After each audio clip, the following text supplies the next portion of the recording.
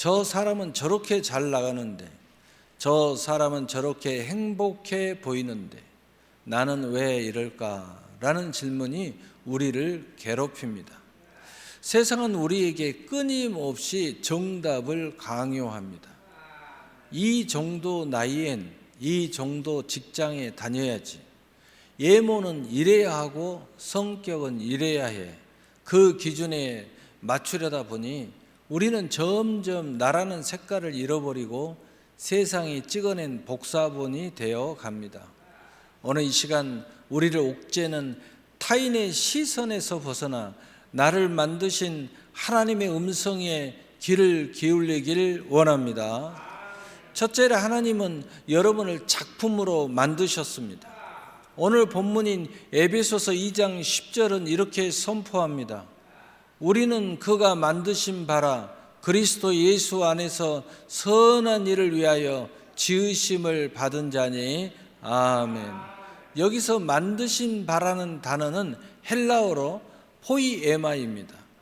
이 단어에서 시와 예술 작품이라는 말이 나왔습니다. 즉 여러분 한 사람 한 사람은 하나님의 즉흥적인 결과물이 아니라 하나님이 밤을 지새우며 써 내려가신 한 편의 시이며 정성을 다해 빚으신 최고의 예술 작품이라는 뜻입니다. 우리 모두는 비교할 수 없는 가치를 가지고 있다는 사실입니다. 예술 작품의 특징은 무엇입니까? 유일함입니다. 누브르 박물관에 있는 모나리자가 옆에 있는 조각상보다 더 훌륭하다고 비교하지 않습니다. 각자의 존재 이유가 다르기 때문입니다. 세상의 가치 그리고 하나님의 가치를 비교해 봅시다. 세상은 여러분을 기능으로 평가합니다. 너는 무엇을 할 줄 아니? 얼마나 생산적이야. 하지만 하나님은 여러분을 존재로 평가하십니다. 너는 내 자녀다. 나는 내가 무엇을 해서가 아니라 너라는 존재 자체가 기쁘다. 아멘. 세계적인 화가 파블로 피카소의 작품 중 황소머리라는 아주 유명한 조각상이 있습니다. 이 작품은 사실 거창한 재료로 만들어진 게 아닙니다. 피카소는 길거리에 버려진 고물 자전거를 발견했습니다. 그리고 그 자전거에서 핸들과 안장을 떼어냈습니다. 그는 안장 위에 핸들을 거꾸로 붙였습니다. 그러자 놀랍게도 그것은 늠름한 황소 머리 형상이 되었습니다. 이 작품은 훗날 경매에서 수백억 원의 가치를 인정받았습니다.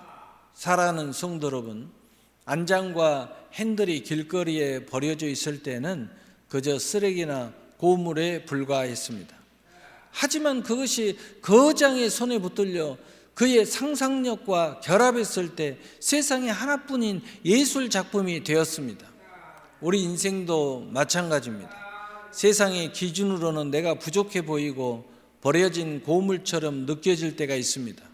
하지만 우리가 창조주 하나님의 손에 붙들리면 이야기는 달라집니다. 하나님은 우리의 상처, 서툰 성격, 남들과 다른 나의 독특함을 조합하여 세상이 흉내낼 수 없는 나라는 이름의 예술 작품을 만드십니다. 하나님의 은혜의 용기를 다하여 이 탁월한 예술품과 같은 선하고 아름다운 삶의 선물에 아멘 하시기를 바랍니다. 아멘. 두 번째로 하나님의 기묘한 사랑인 나다움을 회복하는 용기를 발휘할 때입니다. 그렇다면 우리가 어떻게 해야 세상의 가치관 속에서 나다움을 지키며 당당하게 살 수 있을까요? 여기에는 진정한 용기, 믿음의 시선으로 옮길 줄 아는 용기가 우리에게 필요하다는 것입니다. 사람들의 눈치를 보는 삶에서 하나님의 시선을 의식하는 삶으로 우리 인생을 옮겨가야 되는 것입니다. 나를 가장 잘 아시는 분은 내가 아니라 나를 만드신 하나님이십니다. 그분이 정의하시는 나를 믿으십시오. 그리고 부르심을 발견하시기를 바랍니다. 하나님은 우리 모두에게 똑같은 재능을 주지 않으셨습니다. 남들처럼 되지 못해 좌절하지 마세요. 하나님이 오직 당신에게만 맡기신 고유한 역할과 달란트가 있습니다. 그것을 발견하고 꽃 피우는 것이 진정한 나다움입니다. 이 은혜는 하나님의 자녀라는 자존감을 가질 때 비로소 시작됩니다. 우리가 담당할 수 있는 근거는 내 실력이 아니라 내 배경이 하나님이기 때문입니다. 왕의 자녀는 거지처럼 입고 있어도 그 품위가 사라지지 않습니다. 한 낭부가 산길을 가다가 독수리 알 하나를 발견했습니다. 그는 그 알을 가지고 마당에 있는 닭의 둥지에 넣어 두었습니다. 시간이 흘러 알을 깨고 나온 새끼 독수리는 자신이 닭인 줄 알고 자랐습니다. 이 독수리는 평생 땅만 보며 살며 닭들처럼 모이를 쪼아먹고 아주 짧은 거리만 퍼덕이며 날았습니다. 가끔 하늘 위에 멋지게 활공하는 새를 볼 때면 와, 나도 저런 새처럼 얼마나 날면 좋을까 라고 부러워하면서도 금세 고개를 저으며 나는 그저 평범한 닭일 뿐이야 라고 생각했습니다.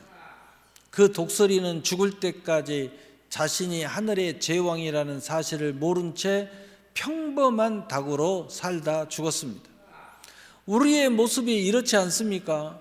하나님은 우리를 하늘을 나는 독수리처럼 고귀한 존재로 부르셨는데 우리는 세상이라는 좁은 닭장 속에서 갇혀 옆에 있는 닭들과 비교하며 신나게 살고 있습니다. 쟤는 모이를 저렇게 많이 먹는데 나는 왜 이것밖에 못 먹지? 라며 자책합니다.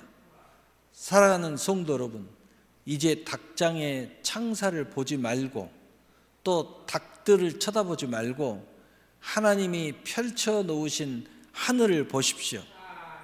여러분은 닭이 아니라 하나님의 자녀라는 날개를 가진 독수리임을 믿으시기를 바랍니다. 결론입니다. 세상의 정답이 아닌 하나님의 작품으로 새로운 나로 정답을 구하는 용기를 내고 용기를 가지고 오늘 나의 정답을 하나님으로부터 구하시기를 바랍니다. 아멘. 사랑하는 성도 여러분, 세상에 정해놓은 정답이 되기 위해 여러분의 소중한 인생을 낭비하지 마십시오. 시간은 계속 지나가고 있고 나이는 계속 먹어가고 있어요. 어린아이 조그만 이 포대기 안에 친구가 벌써 저렇게 대학생이 돼가지고 저기 앉아있는 걸 내가 보면 깜짝 놀래요. 가끔은 이 걸어가는 모습을 보면은 아버지인 줄 알고 송집사 이렇게 부르려는데 가만히 보니까 아니야. 세상이요 이렇게 유수와 같이 흘러가고 있습니다.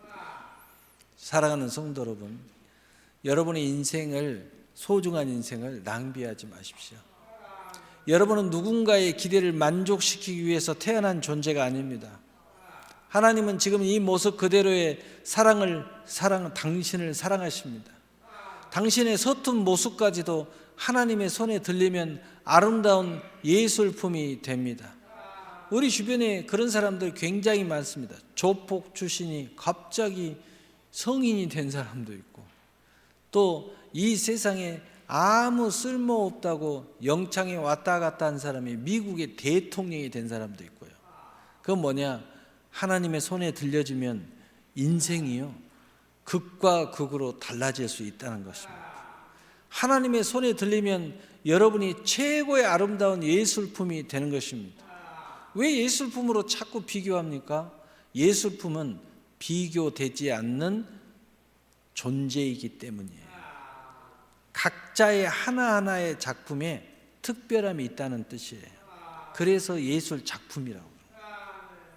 지금부터 용기를 가지고 출발합시다. 나는 하나님의 포유에바, 하나님이 지으신 작품이다. 창조하신 작품이다. 기묘함을 가진 존재다.